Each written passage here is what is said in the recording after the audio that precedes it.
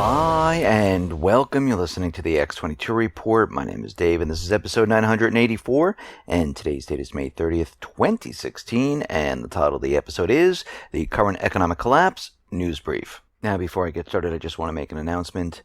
Today, as we know, is Memorial Day, and for all those soldiers that gave their lives to defend this country for freedom, I salute you. I know there's going to be those people that say, oh, they're not defending our freedoms, but when they went off to war, when they went off to fight, this is what they've been told. This is what they believed. And it takes bravery, courage to go out there knowing that your life could end at a moment's notice. And we do have to realize that many of these wars around the world today, I would say 99.999%, are created by governments, created by the central banks for their own benefit and not the benefit of the people. Because most people, they don't want war. Most people, that's the furthest thing from their mind, is to go to war. But for these psychopaths that are running our government, these psychopaths who are in the central banking system, their first thought is war when their system breaks down, when their system is not working. And they fool the people into thinking that this is the right thing because we're fighting for freedom. We're fighting for democracy. We're fighting for our way of life because the other people don't like the way we're living. No, what the people don't like in other areas is the central bankers, the U.S. government, invading their countries, removing their elected officials, setting up a central bank, setting up a puppet government, and treating the people like they're terrorists. And if we look throughout the world of all these different areas where the U.S., the U.S. government, the central bankers went in and actually did this, we see the countries, they're a complete disaster economically, infrastructure-wise, morale-wise for the people, and we see that the people here in the United States that are sent over there, they have been told a lie by our government, by the central bank, because this is the only way they can get people to go ahead and fight for them. And the time is ticking down when this next false flag occurs. I mean, we saw 9/11. We started war in Afghanistan, Iraq, Libya, Yemen, Syria. This is all a lie. This is all about the United States government central bankers, their Ponzi scheme, their oil, to make them very, very wealthy. And we see that everything is falling apart. Their system is imploding. And the only way out of this, the only way to cover it up, is to have war once again. And we are headed in this direction. And when this next event, false flag, occurs, they are once again going to lie to the people. Let's get right into the economic collapse news. Now, we're starting to see retail contract in a lot of the private Western central bank countries. Australia, for instance, MasterCard just released their latest spending pulse report, and it shows that retail sales fell by 0.1% in April. And what they're reporting on is that retail spending, it's half of what it was a year ago. Right now, what we're seeing is a decline in the growth rate. And we're seeing this in many of the private Western central bank countries where we're seeing retail contract. Here in the United States, this is continuing. Yesterday in the news brief, I mentioned about real estate and how a lot of the prices are starting to come down. A lot of the inventory is being left on the market. A lot of individuals, speculators, are trying to get out of the real estate market. And very interestingly, Sam Zell, he isn't buying the hype that the real estate market is doing well. In fact, what he's doing right now is he is selling. Now remember, back in 2007, he knew that things were heading south, where everything was starting to decline. Things were really starting to look bad. So what he did at that point, he sold his commercial property, and he sold Equity Office Properties Trust to Blackstone for $23 billion, not including $16 billion in debt. Then prices all of a sudden crashed and commercial property defaults hit the banks. And we see right now that he is doing the same exact thing. He's unloading his multifamily properties at peak prices at a massive scale, because what he is saying at this point is that real estate, it is at the top. It is falling right now. It's time to get out of the market, because we're going to see real estate plummet, implode, and crash. And this is exactly what I'm seeing when I look around the country. When we look at all the different markets, we see things really starting to fall apart. Real estate is not doing what the corporate media, what the U.S. government, central bankers are trying to tell us it's doing. It's actually doing the opposite. And this is why they're continually pushing the idea that retail, real estate, GDP are doing so well. Because when things start to really fall apart, they push the propaganda to maximum. They need everyone to believe that everything is doing well. Now, Russia and China, they're going to start developing joint media projects in order to provide business people with actual information on the financial issues related to the activities of these stock exchanges. And what they're doing is they're proposing to create a joint information project which will focus on stocks, just like we have our financial channels here in the United States with Wall Street. Well, they're going to counter this to show the real picture of what is really going on. And we can see already everything is moving from the west to the east at this point. As the west, as the system dies, as the dollar comes to its end here, we see the east with Russia and China. They're continually bypassing the dollar. They're setting up alternative payment systems. They're bypassing the SWIFT system. And they're continually doing all of this because countries are starting to realize that the dollar is at its endgame here. And we can see that there's just way too much debt around the world. The central banking system only works as you continually push out more and more debt. And what we're seeing at this point is that they're having a very difficult time continually pushing debt out, because the only way they can do this is to go into a country, overthrow the governments, put them into debt, and then start stealing their natural resources. And we see they're still trying to do this in South America. They're doing this in the Middle East, Ukraine, wherever they possibly can. Now, they normally go into the countries where there's oil, where there's large deposits of copper, lithium, oil, natural resources that they can use, especially oil, because they need to put the petrodollar on that system. So this way, more and more countries hold the petrodollars in reserves. But what we're seeing right now is they're losing control of the Middle East, and things are starting to really rapidly fall apart there. Now, we understand that the European nations, they are bracing for this economic collapse. We see they're changing a lot of laws. They're enacting a lot of these draconian laws that take rights away from the people, doesn't allow people to protest. And just recently, back, I think it was May 18th, France, introduced these labor laws, and then we saw riots there. But something very interesting about this is that U.S. citizens, they were the ones out there in the riots. Actually, 5 men, they were detained over the anti-labor reform riots in Paris. They're accused of extreme violence, assault on police cars. And what they're saying is that these men were out there, and they're the ones who were smashing, who were lighting fires. And what I'm looking at right now is this most likely was an inside job. People were sent over there, caused problems, because most of the other protesters that are out there were very peaceful.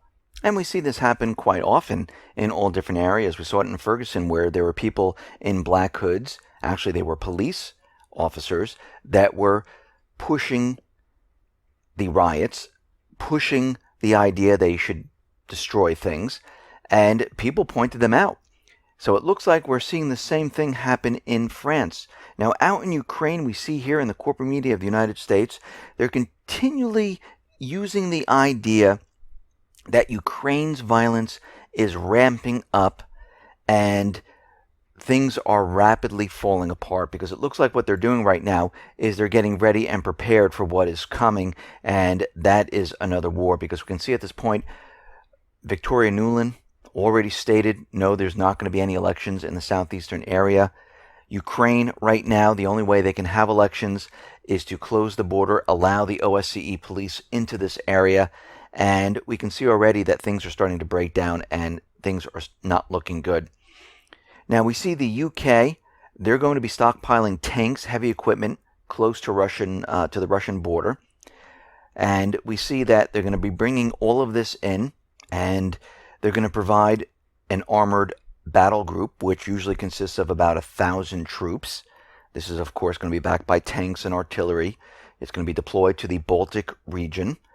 The other plans for Britain, they're going to stockpile other military hardware across Eastern Europe and ramp up their air defenses. And we can see that the US, the UK, and other nations are doing the same. What is all this in preparation for? This is in preparation for World War III. They've been doing this for quite a while. They've been moving their military assets, their military troops into key positions around China, in Africa, in the Middle East, and in Europe. And this is continuing over time. And it's, if nobody was paying attention, you would think, whoa, this just happened. But we've been following this for quite a while, and we're starting to realize, and we knew from the beginning, that this is the reason they're continually doing this. Actually, they were doing this even before they started using the word Russian aggression. They encircled China. They brought equipment into Eastern Europe, and we were reporting on this way before this point in time. Now, out in Libya, we see the unity government. They're struggling to make an impact in Libya. The people there, they're just ignoring them.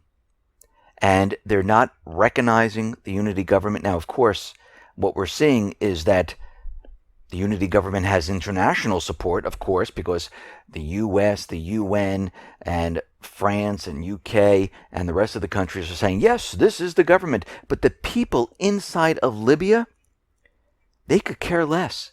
This is not our government. This is a government that you forced upon us.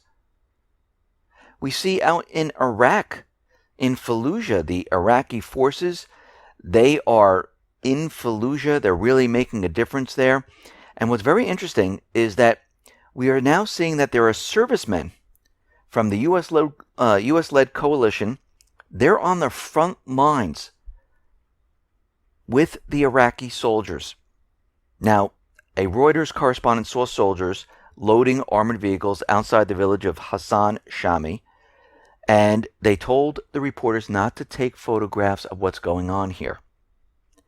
And they said they spoke English, looked like U.S. soldiers, and even though the president and the spokespeople in the U.S. government continually telling us that no, there are no boots on the ground, they're not in combat, our soldiers, we're starting to realize that yes, they are in combat, and it looks like the Obama administration is going to have to start to admit this, and it looks like they're starting to do this because the U.S. has been intertwined into these forces for quite a while. Actually, there's a lot more forces in these areas than they're actually reporting, because you have to remember how they do this.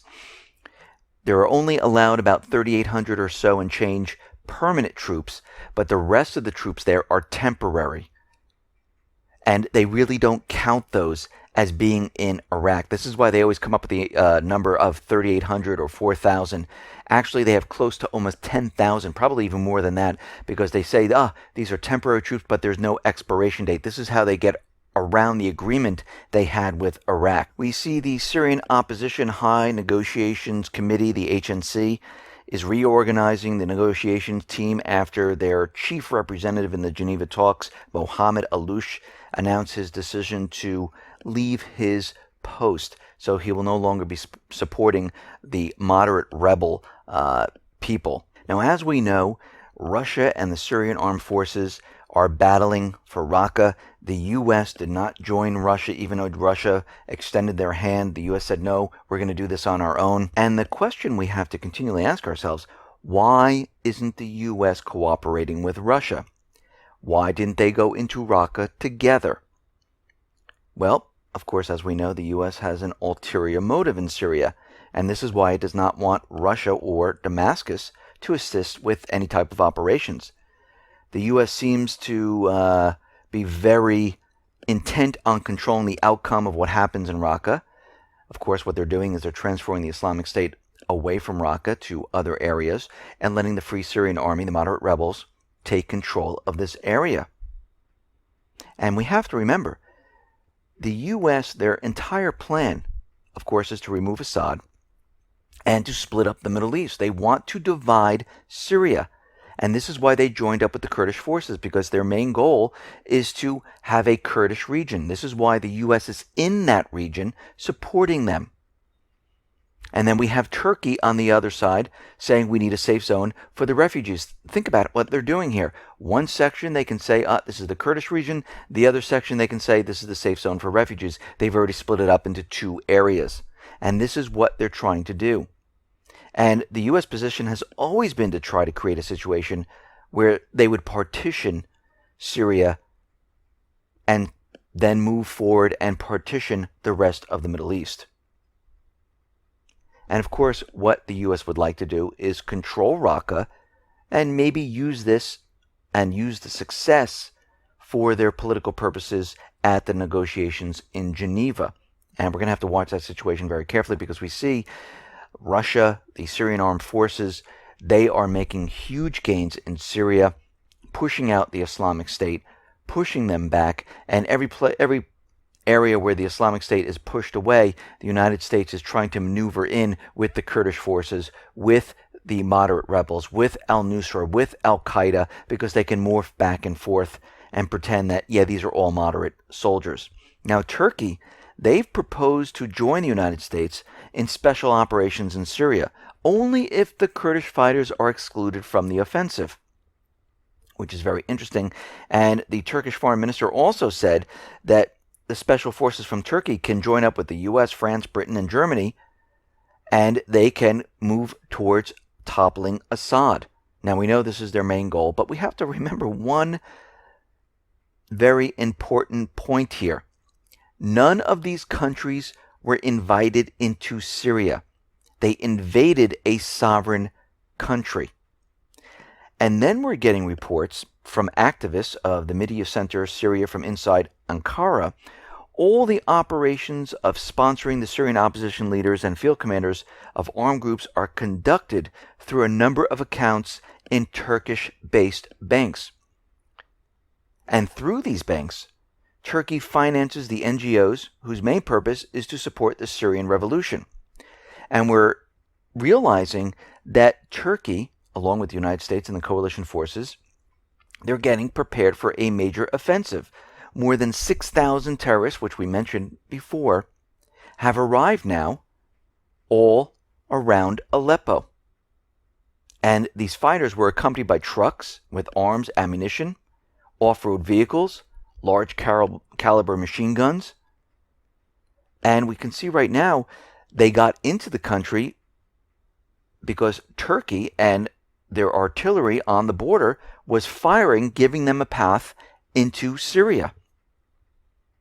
And it's clear that all these actions show us that Turkey and the U.S. and the coalition forces, they're getting ready for something big here. They're getting ready for a major offensive.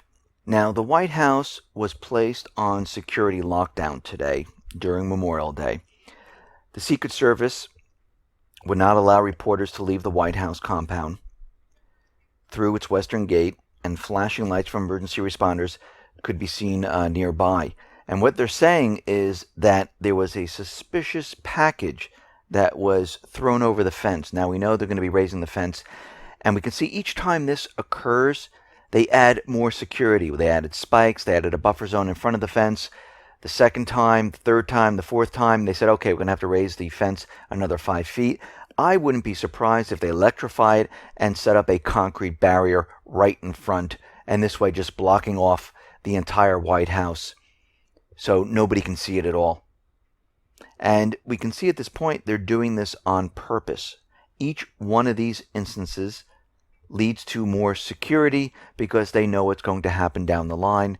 When everything starts to collapse, the people are going to blame the U.S. government, the central bankers, and they are very afraid of people storming these areas. This is why we're seeing more guards, more security in these areas. This is why countries around the world are doing the same thing, because they realize when things start to fall apart, people are going to blame the governments, going to blame the central banks, and they are in the process of protecting themselves. Listen, everyone, thanks a lot for listening. Be well, be safe, and especially be prepared. Thanks a lot.